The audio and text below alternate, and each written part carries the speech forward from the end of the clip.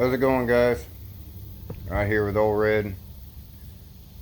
And I wanted to bring up something about the lowering kit. One of my subscribers had a comment on the final video of the lowering of the truck.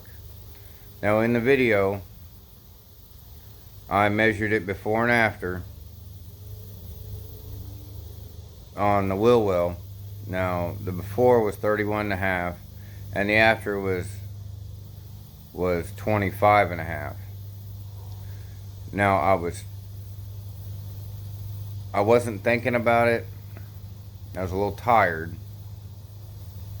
and kind of excited about getting the truck down, but I really didn't do an apples to apples comparison. He brought this up, so I'm gonna have to do another quick video once I get the corrections done. But I wanted to bring this up. Now, what I did, I'll show you over here. These here are the original tires that were on the truck when I measured it. And they're a 235 70 15. These tires here are 165 80 15. So, by my calculations, that tire is almost 2 inches shorter, well, 2.5 inches shorter than what the original tires were.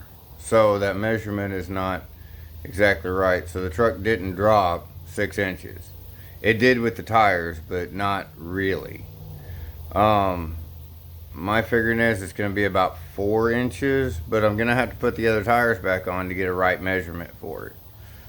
Now the back, the original tires are 275 60 15, which is a 28 inch tire.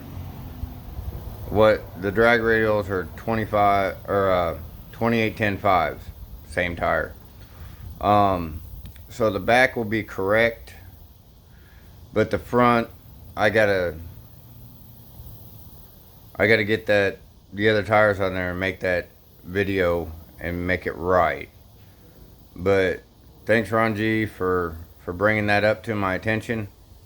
I hate putting out bad information, and that's my fault.